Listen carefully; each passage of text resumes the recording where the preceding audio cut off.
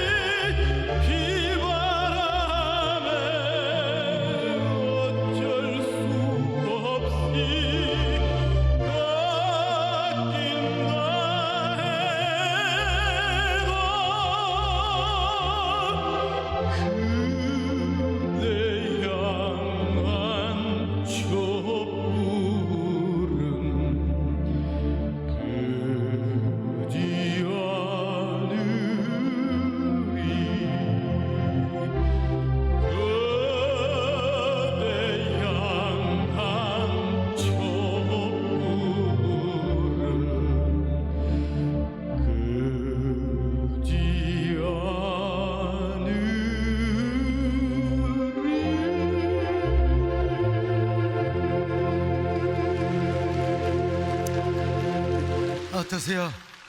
가을 정취가 좀 느껴지지 않습니까? 이 시와 노래를 들으면 무조건 가을이 설레이고 어곡백과 무르익는 그런 통념의 틀을 깨뜨리고 그대를 생각하며 또 뭔가를 상념하며 애로우면서도 하나님께 기도를 하고 싶은 그런 마음이 들게 해주는 그런 분위기로 한번 곡을 써봤어요. 그리고 자신을 되돌아보게 하고 사랑의 촛불, 아무리 역경이 와도 사랑의 촛불은 내가 끄지 않고 내가 키리라. 사실은 좀 여자가 불렀으면 더 좋지 않았을까. 근데 우리 박주홍 목사님 또 여성스럽기 때문에 저는 한 시인으로서 가을을 그려보기도 하지만은 목회자로서의 가을은 참 부담이 되고 스트레스를 받는 계절입니다. 어느 해든 가을이 되면은 길가에 피어난 코스모스 향기를 맡게 되고 그러다 보면 어느새 저 산역에는 님의 붉은 입술 같은 아름다운 단풍이 들어요. 그런 후 갈대꽃들이 피다가 갈대 허리들이 구부러지면 한 해가 지나가 버리거든요. 목사로서 이런 모습을 보면은 참 여러 가지 압박을 받아요. 나는 올 한 해를 어떻게 사역했는가, 얼마나 영혼을 거두고 얼마나 하나님 앞에 기쁘신 삶을 살아왔는가. 남들은 단풍을 바라보면서 즐거워하고 계절의 즐거움을 만끽하는데 이대로 한 해 가면 나 또 이렇게 무슨 일을 하고 한 해를 그냥 보내버리게 된단 말인가. 요즘 와서는 단풍을 보기 전부터도 마음을 애태우기 시작합니다. 9월이 되면은 프라미스 생명 축제가 시작이 되면서 스트레스를 받습니다. 오죽하면은 제가 전도 우수자들을 광명의 황금동굴까지 모셔가지고 거기서 전도 작정을 시켰겠습니까?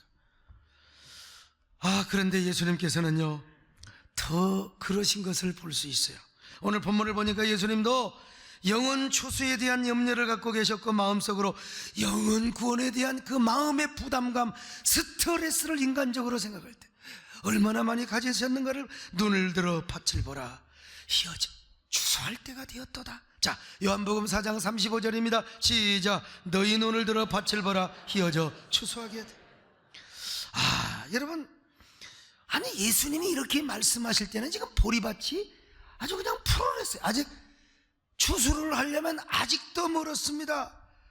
자, 그런데 예수님은 이렇게 말씀하셨어요. 자, 요한복음 4장 35절 계속 봅니다. 시작. 너희는 넉 달이 지나야 추수할 때가 이르겠다 하지 않느냐? 그러나 나는 너희에게 이르노니 너희 눈을 들어 밭을 봐라 희어져.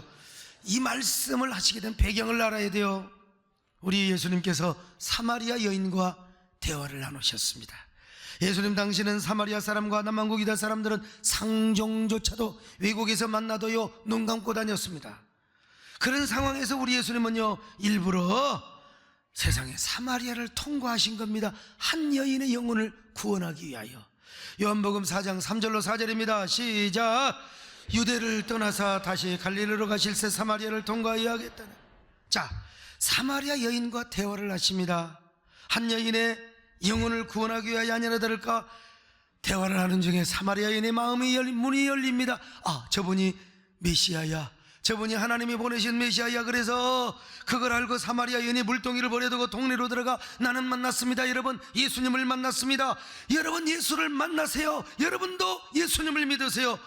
그래서 막 사람들이 예수님을 만나러 오는 거예요. 자, 28절로 30절 시작. 여자가 물동이를 버려두고 동네로 들어가서 사람들에게 이르되 내가 행한 모든 일을 내게 말한 사람을 와서 보라. 이는 그리스도가 아니냐 하니 그들이 동네에서 나와 예수께 자, 그때 동네 사람들이 예수님에게 올 때 어떤 옷을 입고 왔느냐? 까만 옷을 입고 온 것이 아니라 하얀 옷을, 아마 세마포 옷을 입고 왔던 것 같아요.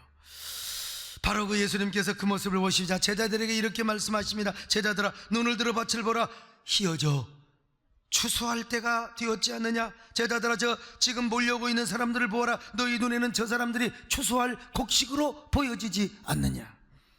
무슨 말입니까? 보리 추수를 하려면 아직도 넉 달이나 기다려야 됩니다. 근데 우리 예수님은 보리밭을 보고 있는 게 아니라 제자들은 보리밭을 보고 있지만 예수님은 바로 저 파릇파릇한 보리밭을 보고 있는 것이 아니라 흰옷 입고 예수님에게 다가오는 저들의 영혼을 바라보고 있었다 이 말이죠. 예수님은 저 사마리아 사람들을 바라보며 저들도 추수를 해야 된다, 저들도 전도를 해야 된다, 저들도 영혼을 구원해야 된다. 그리고 지금이야말로 영원 추수철이라는 사실을 여러분 지금 목놓아 강조하고 있어요. 저는 이 말씀을 읽으면서 참 얼마나 위로와 희망이 되었는지 몰라요. 아니, 가을만 되면 스트레스를 받는 목사, 마음의 압박만 받는 목사, 내 자신이 너무 이거 신경과민 아니야? 교인들이 이렇게 많이 모이는데 뭐 맨날만 전도만. 아니요, 여러분, 예수님은 더 그러셨다는 사실을 오늘 본문이 말씀하고 있지 않습니까? 아직 보리밭이 파릇파릇해요. 아직도 곡식을 거두려면 멀었어요. 그런데 저 예수님에게 다가오는 흰옷 입은 사마리아 사람들을 바라보며 영원 추수기를 생각하셨던 예수님의 영성, 마인드, 여름도 멀었어요. 가을도 멀었어요. 벌써 추수의 계절이 다가오고 있는 것을 예수님은 마음속에 압박으로 느끼고 있었다 이 말. 그러니 얼마나 나에게 은혜가 되고 얼마나 위로가 되고 얼마나 위안이 되는지 알 수가 없었어요. 첫째로 우리 예수님은요, 먼저 제자들에게 영원 추수의 절박성과 다급성을 가르쳐 주셨습니다. 얼마나 긴박하느냐. 지금 영혼은 지금 구원해야 된다. 미루어서는 안 된다. 그래서 여러분, 우리 예수님 뭐라고 말씀하셨습니까? 추수할 곡식은 많은데 추수할 일꾼이 적다고. 그래서 마태복음에서도 이렇게 말씀하지 않습니까? 추수할 일꾼을 보내달라고 니들이 기도하라고. 자, 마태복음 9장 37절로 38절입니다 시작. 이에 제자들이 이르시되 추수할 것은 많되 일꾼이 적으니 그러므로 추수하는 주인에게 청하여. 여러분, 요즘 콤바인 기계 같은 것들이 많아서 뭐 일손 걱정이 없지만 옛날에는 추수하면 굉장해야죠. 일꾼들이 막 그냥 농부들이 스트레스를 받았습니다. 여름이 되면 빨리 보리를 베어가지고 또 보내기를 해야 될 거 아니겠습니까? 보리가 누렇게 익었잖아요. 그런데 일손이 없어요. 그러니까 옛날에는요, 우리 학교 다닐 때, 초등학교 때부터 학교 갈 때 외낫을 하나 들고 갔습니다. 그래가지고 공부 한두 시간 하고 오후에는 뭐하러 가느냐? 보리를 베러 가서 중학교 때도 마찬가지입니다. 얼마나 보리벨 일꾼이 부족했으면 초등학교 중학생들을 데려다가 보리를 베도록 했겠는가. 왜? 내일 모레 비 와요. 그러면 빨리 보내기를 해야 되지 않겠습니까? 참 그때가 좋았습니다. 공부 안 하고 열심히 보리 베면은 아이스케이크를 하나씩 사줬어요, 주인들. 그 아이스케이크 먹는 게 그렇게 좋아가지고 말이죠. 공부하는 것보다도 보리 베는 것이 더 재미가 있어서. 근데 그때는 참 어쩌다가 보리 베면 뱀이 한 마리 나옵니다. 그러죠? 독사도 나오고 물자수도 나오고. 그 뱀을 애들한테 또 잘났다고 까분다고 모가지에 걸고 다녔어. 물론 못 물게 잘 잡았지만 그때 만약에 내 모가지가 뱀에 물렸으면 내가 지금 설교를 하고 있겠습니까? 약도 없었지. 그런데도 참 보리뱉던 추억이 지금도 생각나는데, 여러분, 우리 예수님의 마음이 그렇다는 거예요. 보리할 추수는 많은데 지금 추수할 일꾼이 적어요. 2000년 전에도 추수할 일꾼을 찾았던 우리 주님은요, 지금도 마찬가지입니다. 그래서 추수할 일꾼들을 찾고 있어요. 사랑하는 성도들아, 추수할 일꾼이 되어다오. 성도들아, 사랑하는 나의 종들아, 눈을 들어 밭을 보라. 추수할 곡식들이 얼마나 희어져. 여러분, 밀이나 보리가 희어져 있겠습니까? 개들은 누리끼리하게 읽는 거죠. 근데 신옷 입고 오는 저들을 향하여 예수님은 영혼을 바라보신 거요. 사랑하는 성도들아, 열심으로 아직도 죽어가는 성도들이 있느니라. 지금도 영혼이 죽어가는 성도들이 있느니라. 저들을 열심으로 전도하기를 바란다. 이 안타까운 주님의 마음과 명령이 여러분의 심령에 필로 꽂히시기를 바랍니다. 또한 예수님은 두 번째로 이 말씀을 통하여 오늘날 사명자들의 마음을 자극하고 계십니다.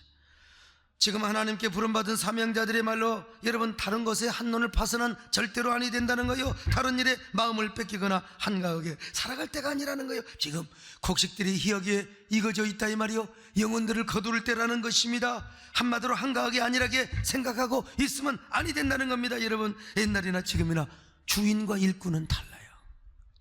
내가 참 미안하지만요, 우리 장성찬 목사님한테는요, 몇 년 전에 제 서재에 불이 났어요. 저는 그 끔정 연기가 온 방에 가득 차는데도 그게 소화기를 들고 제가 방에 들어간다는 사실이에요. 누구니까? 주이니까 그래요. 근데 문제는 소화기를 3개, 4개를 부러뜨렸어요. 핀을 빼고 빼야 되는데 얼마나 급하든지 핀을 안 빼고 계속 하니까 그냥 소화기가 다 부러져 버렸어요. 우리 장 목사님은 그렇지 않습니다. 이분은 소화기를 핀을 뺄 줄 알고 저를 따라오는데 그만 까만 연기가 그냥 가슴을 헉하니까 들어오다가 말고 바깥에서 뿌리고 도망가 버렸어요. 태권도가 5단이면 뭐합니까? 태권도가 6단이면 뭐합니까? 그때 깨달은 게 뭔지 아세요? 아, 주인과 일꾼은 다르다.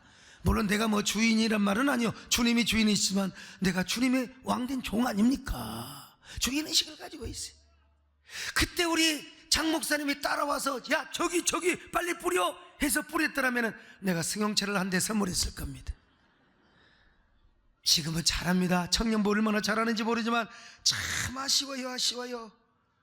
여러분, 옛날에 머슴을 보면 머슴은요 별 걱정 안 합니다.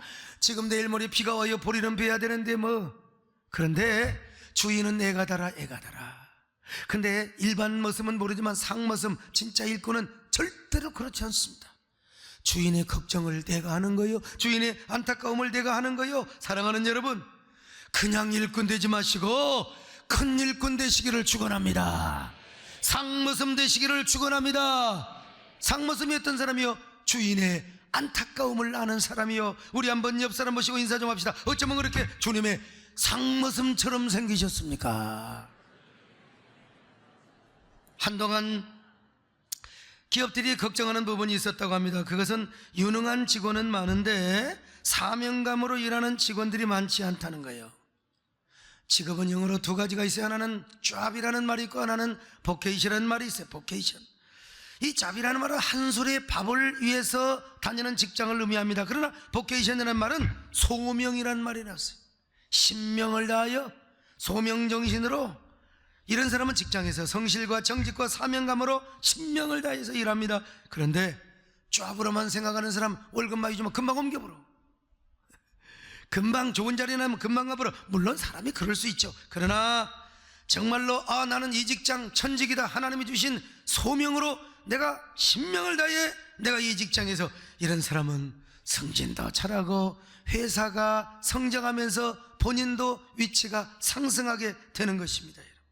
그래서 어느 회사든지 이 job으로서의 직원보다 vocation으로서의 직원을 만들려고 얼마나 애를 쓰는지 몰라. 이런 사람에게 진정한 만족과 창의성, 자존감을 갖고 회사의 조직 만족을 넘어서 조직의 몰입까지 들어가요.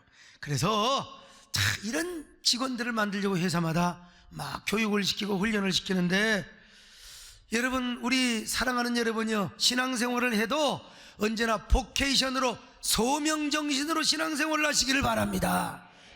며칠 전 노벨 생리학상을 수상자로 받은 일본의 이 오스미 요시노리라고 하는 교수가 선정되었다는 보도를 여러분이 들었지 않습니까? 우리나라는 노벨 평화상을 받은 김대중 대통령 외에는요, 이 김대중 존경하고 사랑하는 국민 여러분, 안녕하십니까? 김대중입니다. 이 노벨 평화상을 우리 DJ 어르신이 받으셨는데 그 이후로는 한 명도 안 나와요. 참, 내가 노벨상의 그 준비위원장이라면 우리 남진쌤을 노벨 음악상을 딱 드리겠어요. 근데 왜 일본 수상자들은 이렇게 계속해서 25명이나 받아요? 우리는 1명인데. 일본 수상자들은 일을 잡으로 하는 게 아니라 보케이션으로 하기 때문에 그렇다는 것입니다. 오늘 우리 신앙생활도 마찬가지입니다. 우리가 신앙생활을 쫙처럼 하니까 문제가 되는 거예요. 여러분, 교회 생활에 소명감이 없으니까 요즘은 오히려 교회를 허물어뜨립니다. 교회를 막 무시합니다. 어떻게 예수님과 교회를 분리를 시킨 거예요? 나 이해가 안 돼. 예수님은 교회의 머리고 교회는 그의 몸인데 어떻게 분리를 시키느냐, 이 말이에요. 여러분, 하나님 앞에 신적 소명보다 세상 일이 중요하고 자기 생각이 중요한 거죠. 여러분, 언제나 여러분들은 신앙생활을 job으로 하지 마시고 보케이션, 소명으로 하시기를 주의 이름으로 축원합니다. 사명감으로 하시기를 바랍니다. 오늘 여러분이 예수님을 선택한 것 같지만 하나님이 여러분을 선택해서 교회에 오셨다니까요.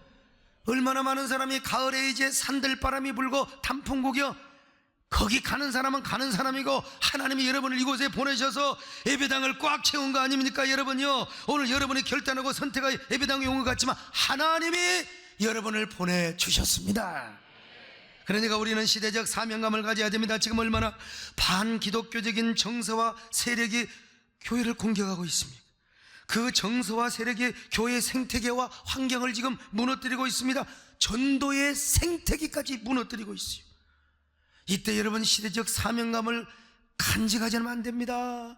여러분 전도의 사명감뿐만 아니라 반기독교적인 정서, 이걸 막아내는 저와 여러분, 우리가 이런 선구자적인 사명을 감당하는 저와 여러분 되시기를 축원합니다. 원래 제 계획상으로 이번 주 제가 강단에 못 서요. 저 미국에 가 있어야 됩니다. 지금 미국에는 ADF라는 단체가 있어요. 미국 교회가 재판하면 맨날 져요. 그래서 변호사들이 모여서 미국 교회를 보호하자, 미국 교회로부터 기금을 얻어가지고 각 교회가 건축하는데 아니면 무슨 어떤 억울함을 당하는데 그 교회를 보호해 줬어요. 그런데 이런 ADF가 있음에도 불구하고 작년에 동성결혼법이 통과되어 버렸어요. 왜 이런 로비를 못했을까? 제가 미국에 가서 애타게 많은 사람에게 물어봤지만 몰라요. 우리 한국의 ADF 같은 역할을 하고 계시는 김성희 장로님께 제가 한국에 돌아와서 물어봐도 그 이유를 정확하게 몰라. 근데 이번에 알아낸 겁니다. ADF 자신들이 깨달았어요. 자기들은 지역적이고 국지적인 일만 한 거예요. 개교회적으로 이런 교회가 어려우면 저기 가서 변호해주고 재판해주고 했는데 반기독교적인 정서의 바람이 불어오는 것을 자기들은 감지를 못했다는 거예요. 그래서 그걸 깨닫고 이제 거시적으로 미국 교회를 보호하자. 우리가 저 동성결혼법을 막지 못했고, 우리가 지금 얼마나 지금 반기독교적인 정신, 이러한 공격들을 우리가 알지 못하고 차단하지 못했다. 그래서 그 세미나를 지금 하고 있는 거예요. 그래서 제가 가면 우리 장로님도 김승희 장로님도 가시기로 하셨는데 도저히 스케줄이 안 맞아서, 나는 여러분 자비량으로 가신 우리 한국교회 변호사들, 그분들은 우수한 변호사입니다. 판사를 하시다가 김현장에 계시고, 그런데 몸이 메여 한국교회를 일해야 되는데, 그래서 거기서 나와가지고 그 높은 연봉을 거절하고 자기 혼자 개인 사무실을 내서, 그래서 지금 시간만 나면 한국교회 이분들이 모여가지고 대책을 하고 있어요. 그분들은 미국의 ADF보다도 더 훌륭한 사람이요. 나는 그분들을 너무나 존경하고 이분들이 10수명이 갔습니다. 그리고 우리 교회 이종민 목사님이 같이 가셨어요. 나를 대신해서 계속해서 문자가 옵니다. 강의 내용이요. 나는 그걸 가지고 특별기고를 한번 글을 쓰려고 합니다. 목사님, 우리는 너무나 빠르게 대안을 해서요, 같이 왔던 변호사들이 너무나 좋아합니다. 제가 부족하지만 우리 교회에서 약간의 경비를 대줬거든요. 너무너무 감동을 받습니다. 여러분, 우리 교회는 일찌감치 이렇게 반기독교적인 정서, 이 바람을 우리가 알았어요. 그래서 제가 동성애를 비롯해서 이제 또 미디어 본부도 함께 만들어서 한국교회를 방어하고 보호하려고 생각합니다. 여러분, 그러기 위해서 우리는 우리대로 영혼을 구원하고 이러한 반기독교적인 바람과 사상을 차단할 수 있는, 나는 이걸 미리서 깨닫게 하시고 이것을 볼 수 있게 하신 하나님 앞에 감사하고, 이걸 가르쳐 주신 우리 김성기 장로님께도 내가 얼마나 감사한지 알 수가 없어. 사랑하는 여러분, 어쨌든 간에 시대를 바라보며 영혼 구원에 대한 그 안타까움과 애처로운 심정을 가지셨던 그 주님의 마음을 우리 마음속에 인각시킬 수 있기를 바랍니다. 특별히 영혼을 구원하고 추수하고 여러분 사명을 생명으로 여기는 놀라운 이 정신, 그 사명을 여러분 생명으로 하시기를 바랍니다. 은혜로 하시기를 바랍니다. 눈물로 하시기를 바랍니다. 축복으로 하시기를 바랍니다. 그런 여러분이 되실 때 노벨상과는 좋게 비교가 안 되는 천국의 면류관을 상급으로 주실 줄로 믿습니다. 우리가 이 사명을 잘 감당하려면요, 정체성이 분명해야 됩니다. 정체성. 요즘 남진 선생님께서 전국 투어 콘서트를 하고 다니시는데 항상 자신이 믿고 그리고 또 나는 예수를 믿고 교회 다니는 사람이다. 그러면서 여러분도 하나님의 축복을 받으시기 바랍니다. 이번에는 전주에 가서 하셨는데 참 이 세된 교회, 나는 세된 교회를 다닌다고 말이죠. 여러분 얼마나 이게 뭐냐? 정체성입니다. 정체성이요. 우리 예수님 음성이 들리지 않습니까? 사랑하는 나의 성도들아, 눈을 들어 밭을 보라. 희어져 추수할 곡식들이 많지 않느냐? 사명자들아, 니들은 눈동자가 너의 관심이 어디 있단 말이냐? 추수할 곡식이 얼마나 많아? 그러니 니들은 추수할 사명감을 갖고 전도 현장으로 나아가거라.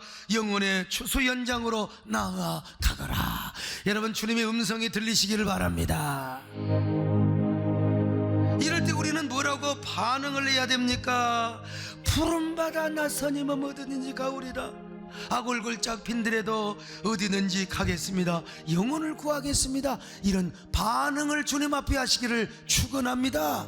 할렐루야. 세 번째, 예수님은 이 말씀을 통하여 시간의 급박성을 강조하셨어요. 미루지 말아라. 영혼 구원은 지금 해야 된다. 요한복음 4장 35절 다시 볼까요? 시작. 너희는 넉 달이 지나야 추수할 때가 이르겠다 하지 아니하느냐? 그러나 나는 너희에게 이르노니 너희 눈을 들어 밭을 보라. 희어져 자연적 추수야 뭐 넉 달 기다려도 되는 거예요. 그러나 지금 저 흰옷 입고 다가오는 저 무리들, 저들이 추수할 곡식이란다 이 말이죠. 오늘 여러분 옆에 있는 사람, 여러분의 이웃, 여러분의 가족들 가운데 믿지 않는 사람 있잖아요. 그분들이 바로 흰옷 입은 사람이요, 그분들이 바로 구원의 대상이요, 전도의 대상이라는 거예요. 그런데 절대로 이걸 미루지 말라는 겁니다. 지금 하라는 겁니다. 시간의 절박성. 여러분 깨달으시기를 바랍니다. 할렐루야. 근데 이제 대부분 뺀질거려요. 구약에도 그렇고 신약에도 그렇고 말이죠. 하나님께서 당신의 종을 탁 부르면은 전부 다 뺀질거렸습니다. 아이고 나는 말을 못하느니, 입술이 뭐 우둔하다느니, 나는 그럴 자격이 없다느니 별별 구실을 다 댑니다. 이사야는 뭐라고 고백합니까? 저는 입술이 부정해서 저는 전도하지 못합니다. 그러자 하나님께서 천사를 시켜서 화로로 핀 숯불을 가져다가 입술을 찢어버리는 거예요. 그리고 가슴속에 성령의 속불을 넣어주셨습니다. 오늘 여러분에게 하나님께서 성령의 속불을 넣어주시기를 바랍니다. 이사야가 도저히 가슴이 뜨거워서 견딜 수가 없어요. 하나님이 주시는 성령의 불, 일방적인 불, 일방적인 은혜를 도저히 주체할 수 없고 감당할 수가 없어서 그 불강력적인 은혜 앞에 이사야가 이렇게 고백합니다.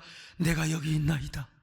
나를 보내주소서. 자, 이사야 6장 6절로 8절 시작. 그때에 그 서랍 중에 하나가 부젓가락으로 제단에 집은 바 빈 수소를 손에 가지고 내게로 달아와 그것을 내 입술에 대며 이르되 보라, 이것이 내 입에 닿았으니 네 악이 지하여졌고 네 죄가 사여졌느니라 하더라. 그때에 내가 이르되 내가 여기 있나이다. 여러분, 오늘 여러분도 이런 고백을 할 수 있기를 바랍니다. 뺀질거리는 사람에게 하나님께서 성령의 숯불로 막 여러분의 그냥 입술을 찢어주시기를 바랍니다. 그러고는 막 가슴이 냉랭한 사람, 성령의 속불을 갖다가 그냥, 여러분 옛날에 막 고기 구울 때 숯불 있잖아요. 속불을 갖다가 여러분의 가슴에 막 넣어주시기를 바랍니다. 어이구 뜨거워, 어이구 뜨거워, 어이구 뜨거워. 여러분 절대로 저항할 수가 없어요. 불강력적인 이 은혜, 이 은혜가 여러분의 심령에서 막 활활 타오르시기를 바랍니다. 건들면 예수가 나오시기를 바랍니다. 입만 열면 예수가 나오시기를 바랍니다. 그래서 주님 앞에 이렇게 고백할 수 있어야 돼요. 오 주여, 내가 여기 있나이다. 나를 보내주소서. 내가 여기 있나이다. 나를 보내주소서. 할렐루야. 김현성 시인은 가을에는 기도하게 하소서 라고 노래를 했습니다. 그런데 우리는 기도 제목을 좀 바꿉시다. 가을에 기도도 하지만 영혼을 구원하게 하소서, 전도하게 하소서. 오늘 전도작정이 있습니다. 여러분, 사랑하는 사람 한 사람을 택합시다. 두 사람을 택합시다. 세 사람을 택합시다. 하나님께서 여러분들의 마음을 붙잡아 주시고 또 여러분들에게 더 많은 위로와 기쁨과 그리고 칭찬으로 함께 하실 겁니다. 여러분의 가정을 축복할 겁니다. 직장과 생업장을 축복합니다. 아니, 많은 사람을 주에게로 돌아오게 하는 자는 하늘의 별과 같이 빛나게 하실 것이라. 스타가 될 겁니다.